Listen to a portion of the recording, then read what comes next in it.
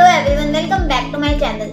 Blogging और SEO की इस जर्नी में आज हम बात करेंगे एक और इंटरेस्टिंग टॉपिक की। तो वेब पेजेस को रैंक करना जितना डिफिकल्ट टास्क रहता है, उससे भी ज्यादा डिफिकल्ट टास्क रहता है पेजेस को इंडेक्स कराना। हमारी तो वेबसाइट की रैंक ही नहीं आ रही है, हमारे वेब पेज रैंक ही नहीं हो रहे हैं। उनसे पूछो जिनके पेज ही नहीं इंडेक्स हो रहे हैं। ये भी एक बहुत बड़ा इशू है जो बहुत सारे लोग फेस करते हैं। सर्च कंसोल में हमने कई बार एरर्स देखे हैं, crawled currently not index, discovered currently not index. तो आज हम बात करेंगे इंडेक्सिंग के बारे में कि इंडेक्सिंग क्या होता है और इंडेक्सिंग में इशू क्यों आता है, और अगर वो इशू हमारी इंडेक्सिंग में आ रहे हैं तो हम उसे सोल्व कैसे कर सकते हैं। तो बढ़ते हैं आज की टॉपिक की तरफ। सबसे पहले हम समझते हैं कि इंडेक्सिंग होता क्या है। हम इसे अगर एक एग्जांपल के साथ समझें तो मान लीजिए हम एक लाइब्रेरी में जाते हैं, तो लाइब्रेरी का इंडेक्स की कौन सी बुक कहाँ रखी है, सारी इंफॉर्मेशन की एक लिस्ट बनी होती है, वो उसका इंडेक्स होता है। सिमिलरली अगर हम गूगल की लैंग्वेज में समझे तो गूगल का भी अपना एक डाटाबेस होता है जहाँ पे वो हमारे वेब पेजेस की, हमारी वेबसाइट की सारी इंफॉर्मेशन क्वेरीज के फॉर्म में स्टोर करके रखता है। गूगल हमारे पेजेस को क्रॉल करता है, उसके बाद हमारे पेजेस की सारी इंफॉर्मेशन स्टोर करता है, इंडेक्स करता है। अब कई बार ऐसा होता है कि हम इंडेक्सिंग में इशू फेस करते हैं, हमें दिक्कत आती है और सर्च कंसोल में बहुत सारे लोग इस एरर से परेशान हो जाते हैं, crawled currently not index, discovered currently not index. सबसे पहले हम बात करते हैं कि crawled currently not index issue क्या होता है। तो ये इस इशू के बारे में अगर हम समझें तो कह सकते हैं कि गूगल बोट हमारी वेबसाइट पे आया, हमारी वेबसाइट को स्कैन किया, रेंडर किया, सारी इंफॉर्मेशन उसने देखी, समझी, बट उसने हमारे पेज को इंडेक्स नहीं किया। जैसे कि गूगल के स्टेप होते हैं डिस्कवरिंग, फिर क्रोलिंग, फिर इंडेक्सिंग, उसी तरह से वो आ तो गया हमारे वेब पेज तक, वो पहुंच गया, उसे क्रोल कर लिया, स्कैन कर लिया, सारा डेटा देख लिया, बट उसे इंडेक्स नहीं किया। इसका क्या इशू हो सकता है? सबसे पहला तो ये कि उसे हमारी वेबसाइट का कंटेंट, वेब पेज का कंटेंट, ये वो पेज इंडेक्स करने लायक लगा ही नहीं। हमारे वेब पेज पे जो भी कंटेंट है वो थिन कंटेंट है या उसमें वो क्वालिटी नहीं है, या हम कह सकते हैं कि हमने डुप्लीकेट कंटेंट यूज कर रखा है। तो आप सोच सकते हैं कि एक ही तरह का टॉपिक अगर हमने लिखा हुआ है जिसे कि और भी बहुत सारे लोगों ने लिखा हुआ है और हमारा कंटेंट डुप्लीकेट है, तो गूगल सिमिलर कंटेंट की 2 कॉपीज अपने इंडेक्स में रख के क्या करेगा? इसका तो कोई सेंस ही नहीं बनता। सेकंड इशू क्या हो सकता है कि हम जो है अपनी वेबसाइट पे मिसलीड कर रहे हैं, यूजर्स को मिसलीड कर रहे हैं, जो भी विजिटर हमारी वेबसाइट पे आ रहे हैं। इसका मतलब कि हमने टाइटल तो कुछ और लिख दिया बट हमने अंदर कंटेंट कुछ और दिया हुआ है। तो इस केस में भी गूगल हमारे पेजेस को इंडेक्स नहीं करता है, वहाँ पे भी हमें अपनी कंटेंट की क्वालिटी पे ध्यान देना पड़ता है। और एक इशू ये भी हो सकता है कि हमारी वेबसाइट का ट्रस्ट स्कोर उतना नहीं है, मतलब हमारी वेबसाइट पे जो भी कंटेंट है वो बहुत बायस्ड है, या हम एक ही वेबसाइट को बार बार लिंक कर रहे हैं, किसी भी वेबसाइट से हमारी वेबसाइट पे लिंक नहीं आ रहा है, तो ये भी एक इशू हो सकता है कि हमारी वेबसाइट का ट्रस्ट स्कोर उतना नहीं है।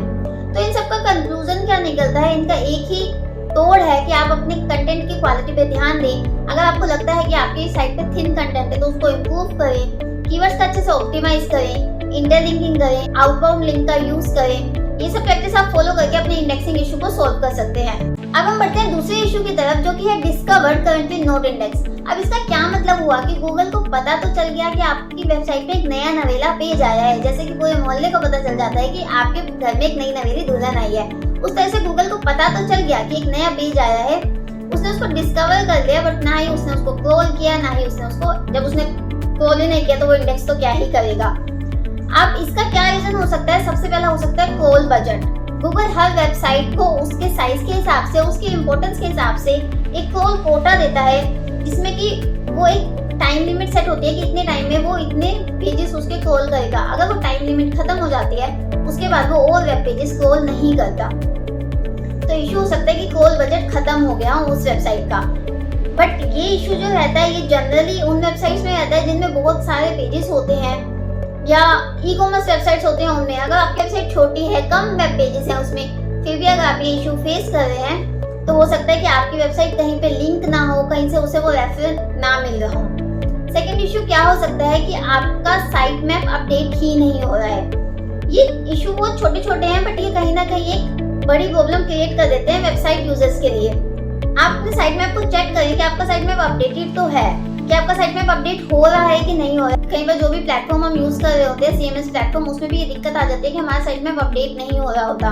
तो आप अपने साइट मैप को चेक करें कि वो अपडेट है कि नहीं है। आपके उसमें जो भी न्यू पेजेस आ रहे हैं वो उसमें अपडेट हो भी रहे हैं या नहीं हो रहे हैं। इनकेस नहीं हो रहे हैं तो आप अपना साइट मैप इमीडिएटली अपडेट करें, उसको आप फिर से इंडेक्स करा सकते हैं। थर्ड इशू हो सकता है कि सर्वर एरर उस पे हो सकता है पेज चल ही ना रहा हो, तो उस टाइम पे उसको वो कैसे ही क्रॉल करेगा। फोर्थ इशू हो सकता है कि वो डॉट टेक्स्ट फाइल में हमने ब्लॉक करके रखा हो, जब हम उसको डिसअलाउ भी कर देंगे तो उसको वो क्रॉल कैसे करेगा, उसको इंडेक्स कैसे करेगा। तो ये इशू था डिस्कवर्ड करंटली नॉट इंडेक्स के बारे में। इसे हम सोल्व कर सकते हैं अपनी साइट मैप को अपडेट करके, अपनी जो भी हमारे वेब पेजेस हैं उनके रेफरेंस लिंक बढ़ा के, उनकी इंटरलिंकिंग बढ़ा के, अपनी वेबसाइट के कंटेंट को अपडेट करके, robot.txt फाइल चेक करके ये सब हम इशू इजीली सॉल्व कर सकते हैं। अब इसके बाद है कि जो भी इंडेक्सिंग के इशू आते हैं किस तरह से काम करें कि इंडेक्सिंग प्रॉपर्ली होती रहे और इस तरह के इशू ना आए। सबसे पहले तो आपको ध्यान रखना है कि आपकी वेबसाइट पे कॉलर इशू नहीं आना चाहिए, थिन कंटेंट नहीं होना चाहिए, क्वालिटी कंटेंट का आपको यूज करना है, प्लेगराइज्ड कंटेंट नहीं होना चाहिए। कैनोनिकल टैग्स की वजह से भी कई बार ये इशू आ जाता है। जस्ट से फॉर एग्जांपल आपका वेब पेज कुछ और है और आपने कैनोनिकल कुछ और लगा के रखा है, वहाँ पे भी इंडेक्सिंग में इशू आ सकता है।